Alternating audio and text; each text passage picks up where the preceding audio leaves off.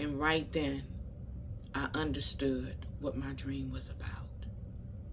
That thing that I saw in him in the dream, it was in him that night.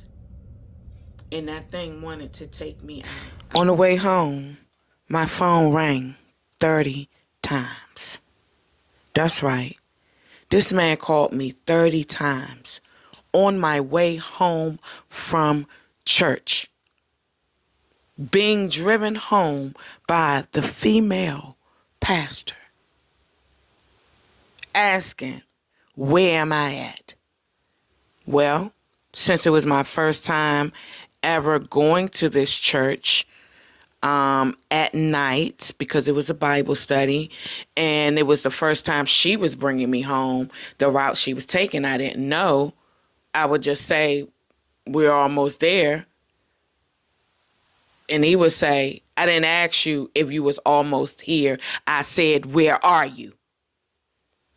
Now, the pastor, she's in the driver's seat, of course, and she can hear the conversation. So she says, is this man beating on you? And I said, no, he's not beating on me, but he is very controlling. He is very aggressive. He is very argumentative. He is very possessive. And I already know when I get there, it's going to be a lot. I said, now he did hit me once, but I think because of the way that I fought him back, he decided never to do that again. So when my relationship with God began, when my intimate, personal relationship began, that I was able to acknowledge. Let me say it that way. It began, I had this dream.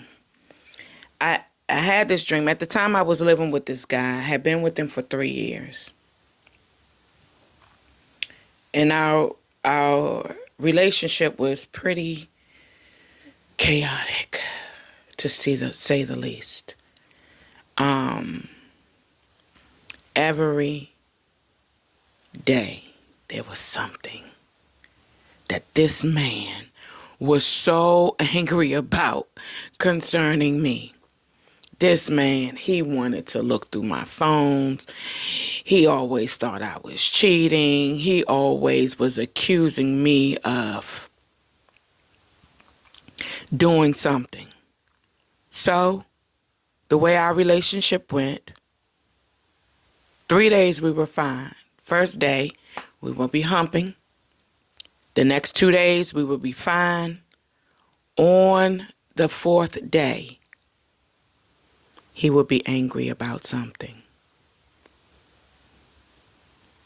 I would get upset. Sometimes he would act like he was saving me from himself, like he would try to console me as if someone else had did it. It was very strange. Anyway, 3 days on, 4 days off. That's how our relationship went for 3 whole years. The entirety of our relationship. And let me state that this man, he was giving and selfish all at the same time. If he gave me any amounts of money, I had to pay him back. But it didn't start out that way. In the beginning, he would say, nah, keep your money. You don't have to give me anything back. Keep your money. Save your money. And then I got pregnant. He was living in an apartment. He went and bought a house. He did things that seemed like he was a great guy. Like for real. And then he would turn around and just be this very wicked dude, right? Threatening to put me out the house. The first baby, of course, I lost. I was pregnant by this man 4 times. And praise be to God, I lost all of them. And I'm not saying this to be insensitive to anyone who's had a miscarriage or ectopic pregnancy or lost their children. I'm just saying for me, at the time, it didn't seem like a blessing at all. But in hindsight, I would still be dealing with this man 13, 14 years later about a child. And my life would just be living hell. And I'm just so glad that the Lord did not take me or those children through the hell that I would have went through if I had had those children by that man. So this day, God had really started flooding me with dreams. I mean, he was flooding me with dreams. And this one particular dream, although this dream was maybe 15, 16 years ago, I remember it like yesterday. In the dream, let me give you some backstory. We had a dog. His name was Jack. So Jack was in my dream. In my dream, I went downstairs. I went in the laundry room because it was the basement, then it was the laundry room. And when I went in the laundry room, Jack had pooped in his cage. And I was saying, Jack, why did you do that? Why did you poop in your cage? Why didn't you let nobody know you needed to go out? Now, as I'm going to go get something to clean this poop up, all of a sudden the poop comes alive, right? It turns into a figure that grows like to the height of the ceiling. Now, when this poop started growing, I immediately, like any woman would, if there's a man upstairs, you're going to be like, hey, come down here. Come down here. Jack just pooped on the floor and it's growing. It grew. It came alive. Come down here. Help me come see this. So he comes downstairs and he sees it. Let me mention that he was an avid golf player. He loved golf. So he grabbed his golf stick and he went to go hit. He went to go hit this poop, right? As he goes to go hit it, I go to run upstairs because this thing was like trying to get him. And as I'm running up the stairs, I hear this sound like a gulping sound, like someone swallowed something really big. And the next thing that happened was he said, Tina, come on down here. And I peeked. I came down the steps, like 1 or 2 steps, and I peeked to look to see what was going on. And he was sitting on the couch. And that poop that had grew, it was gone. And my first thing I said was, it's in you. It's in you. And I just started running. Now, mind you, I didn't have anything on but my panties. I had no bra. I had nothing on. I ran out the house with absolutely nothing. I began knocking on neighbors' doors. No one would answer. There was a young lady that lived next door. She and I we was all right. I went to go knock on her door. She didn't answer. I knocked on some other neighbors' doors. They wouldn't answer. And then I knocked on this other lady's door. She lived like down the street. This is in the dream. The lady, she lets me in. Now, mind you, remember I told you I didn't have any clothes on. And so the lady, she lets me in. She covers me with a sheet, towel, rope, whatever. She covers me. She brings me in. Inside her house, there's like a whole congregation of people. And as this congregation of people are in her house, the next thing I remember is like this floor. Right? It was a floor. Of course, it's a floor in the house. But in the floor, it was like a sheet over the floor.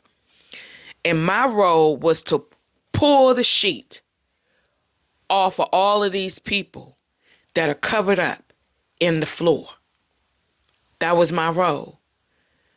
And so many people were exposed. So many people were exposed when I pulled this sheet back. There were people under the sheet that I knew, who were doing things that they was trying to keep undercover, literally. And I was exposing these people. And after I had pulled this sheet back, there was a knock at the door. And it was the guy who I was in a relationship with. And he said, is Tina here? And she was like, Tina, I don't know who you're talking about. No, there's nobody named Tina here. And he was like, yeah, whatever. And he was so angry. She closed the door, and I looked out the window, and he was just like pacing back and forth. He was like, he looked so evil. And then I woke up. And for weeks, I would ask people, what did that dream mean? What did y'all think this dream meant? And of course, I had all different types of what people thought it meant. And fast forward, one of my clients came over to get her lashes done, and a thing happened in the basement. I can't even really remember what it was. I just know that when she came over, I had to sing this song for her. And I had to sing this song. I sang this song, and the presence of the Lord came in. After that, she met this lady, which was the pastor. And they met by accident, seemingly.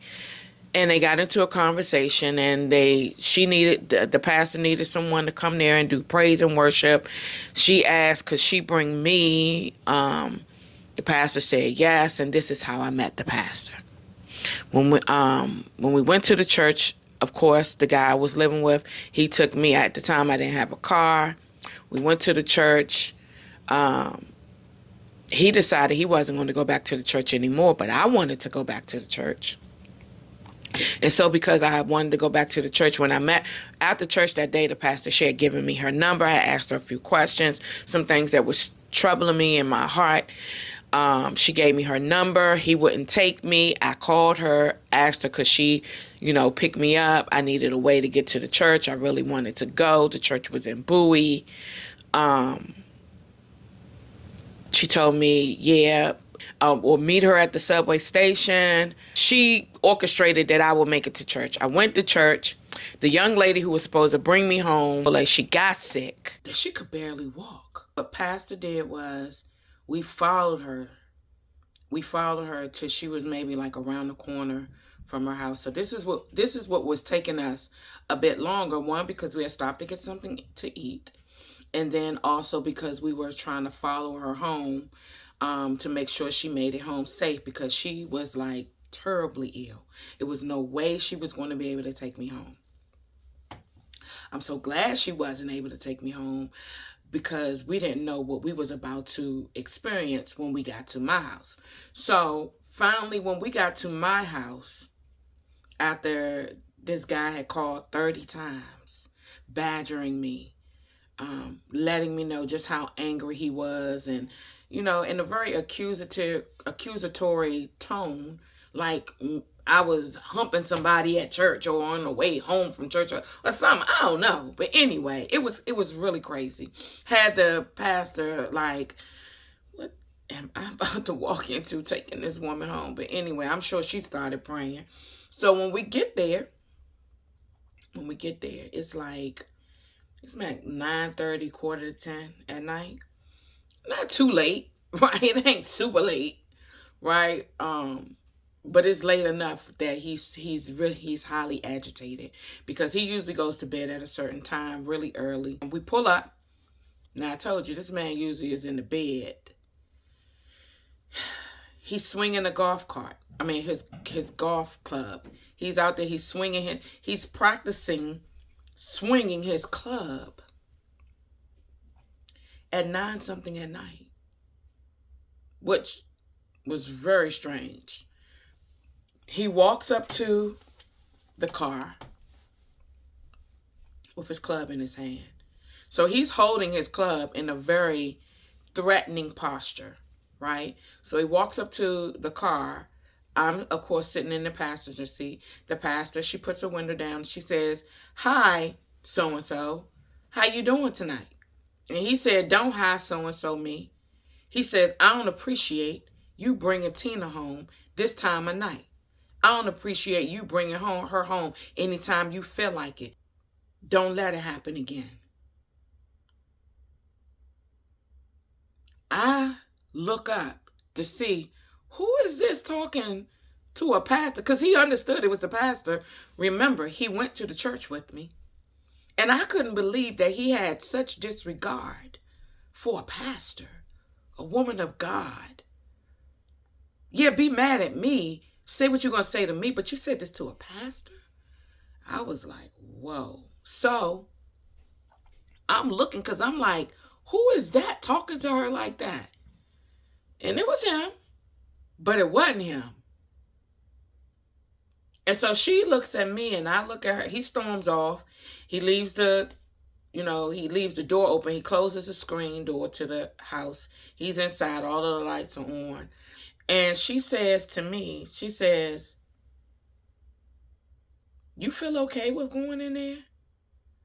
And I said, I think I better. I don't want to make things worse. And she said, make things worse for who? And I said, for me. And she said, I don't think that's a good reason to go in there. I'm letting you know right now, if you want to leave right now with me, you can. My home is open to you. So I'm letting you know, you don't have to go in there. And I thought about it and I looked and I just thought to myself, what if I don't make it?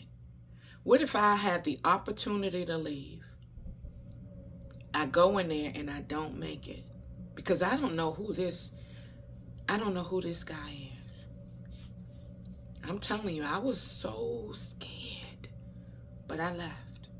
I said, okay. And I left with nothing. It was kind of warm that day, but it was cold that night. And so I left. I went with her. I went to her house. And when we got to her house, when we walked in, she gave me this throw to put on. And right then, I understood what my dream was about. That thing that I saw in him in the dream, it was in him that night. And that thing wanted to take me out. I mean, nobody can be 100% sure, because I didn't go down there and test it out. And if I had and it was true, I wouldn't be here right now talking to you. But according to my dream, I wouldn't have made it. And so I left. I left with nothing. I went to her house. She gave me the covering. She allowed me to sleep in her grandchildren's room. And I was scared. I was unsure. I didn't know what was going to happen from that moment on. I didn't know what he was going to do. But this is when my relationship with God began.